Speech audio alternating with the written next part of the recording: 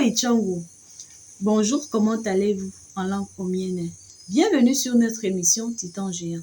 Pour ceux qui ne nous connaissent pas, à Titan Géant, nous abordons l'analyse des interactions. Et pour ce mois de juin, nous avons décidé de nous attarder sur la relation parent-enfant.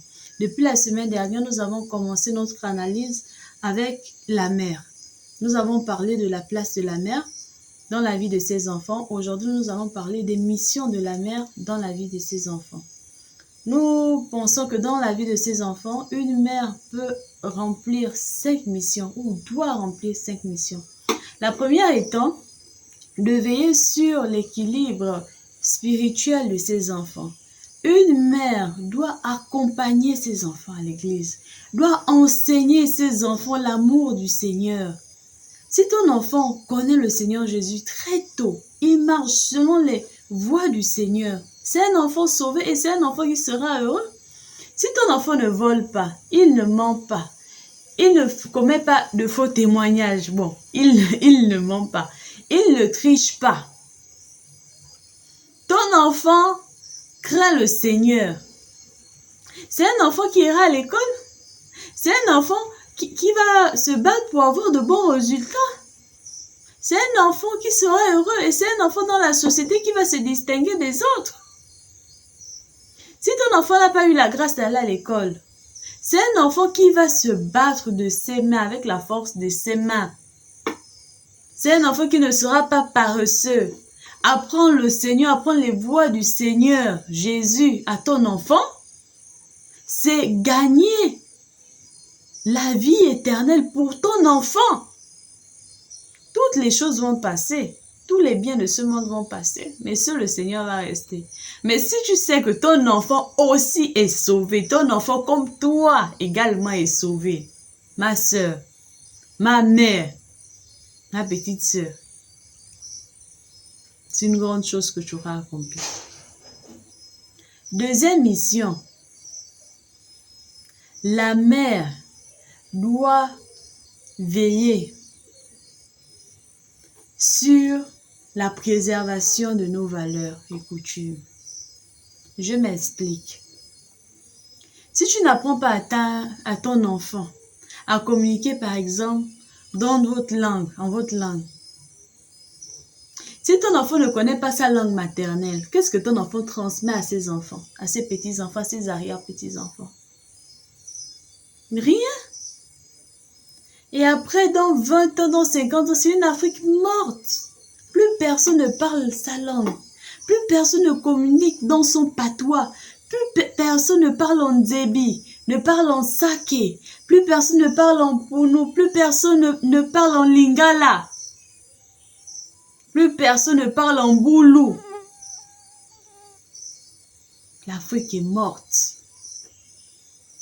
Et ton maman, tu dois transmettre ce patrimoine à tes enfants. Ton enfant doit savoir que il y a les branches de palmier. Je vois les femmes avec des foulards. Je vois des femmes avec des pagnes. Il se peut qu'il y ait un décès. Je vois des gens avec des t-shirts, avec des pagnes. Il se peut que ce soit un décès. Mais si ton enfant ne comprend même pas ce code de communication-là, qu'est-ce que tu transmets à ton enfant? Qu'est-ce que tu transmets? Tu tues ton enfant, maman. Ton enfant sera un enfant blanc avec la peau noire. Il va devenir un marron perdu dans la société africaine. Un enfant perdu. Et une personne sans racine, c'est une personne vraiment qui a du mal à se déployer, même dans ce qu'elle entreprend, parce qu'elle n'a pas d'histoire à raconter, elle ne connaît rien. En tant que maman, il est de notre devoir, il est de notre ressort de transmettre ce patrimoine, transmettre cet héritage à nos enfants. En troisième position, qu'est-ce qu'une mère doit faire? Quelles sont les missions d'une mère? La mère doit veiller sur le suivi scolaire de ses enfants. La mère doit s'assurer que l'enfant a bien assimilé les cours. Maman, si tu ne sais pas, si par exemple les mathématiques, si tu n'as pas eu la grâce de faire des études. Cherche même un voisin qui va expliquer à ton enfant.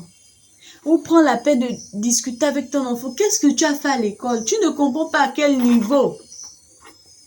Encadre ton enfant. Ne laisse pas ton enfant seul, sinon après, tu vas taper l'enfant en fin d'année. Pourquoi tu as échoué?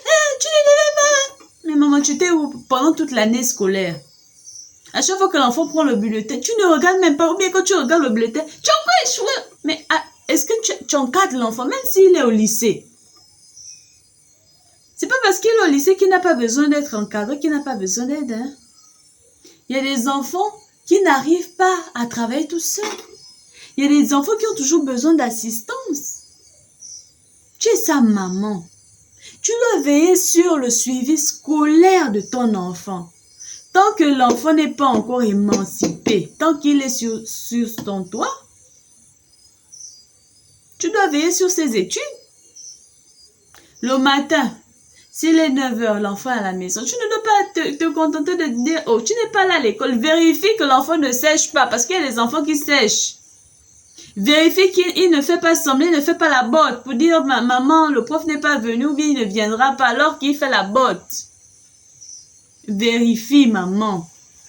Suis ton enfant, c'est ta mission. C'est ton devoir. En 4e position, quelle est la mission d'une maman dans la vie de son enfant? Quel est le devoir? En 4e position, nous avons dit, excusez-moi, oui. En 4e position, nous disons que la mère doit veiller sur la santé de son enfant. Tu ne remarques pas que l'enfant maigrit. Tu ne remarques pas que ta fille est ballonnée. Ta fille a 6 mois de grossesse. C'est à ce moment que oh, mais tu es tombée enceinte à quel moment? Tu ne remarques pas que ton enfant ne fait que maigrir. Ton enfant ne fait que noircir. Ton enfant a beaucoup de boutons sur le visage. Tu ne poses aucune question. Tu regardes comme si tu ne regardais pas. Tu regardes, tu détournes ton visage. C'est à toi de remarquer. C'est puis après, tu vas soumettre le problème à ton mari. Mais toi, tu ne remarques même pas. C'est le voisin qui te dit que ta fille là, sa démarche a changé. Hein. Ton fils là, tu dois veiller sur ça, maman. Peu importe l'âge de ton enfant, du moment qu'il est sous ton toit, du moment qu'il n'est pas émancipé, c'est ton enfant. Du moment qu'il dépend de toi, c'est ton enfant. Veille sur l'équilibre de ton enfant. Spirituel, la santé. Perpétue les traditions. Apprends le code de communication culturelle à ton enfant. En 6e position, la mère doit nourrir son enfant. Tu dois nourrir ton enfant, même si ton enfant il a 17 ans. C'est ton enfant. Il y a des mamans, parce que sa fille a déjà 17 ans, mais sa fille a déjà des formes, elle a 16 ans. Quand l'enfant sort, c'est la maman qui demande même, tu n'as rien amené à manger. Oh! Tu sors là, tu reviens toujours bredouille. Ça sert à quoi de sortir? Oh, maman! Maman, ne dis pas ça à ton enfant. Ton copain ne te donne rien. Maman!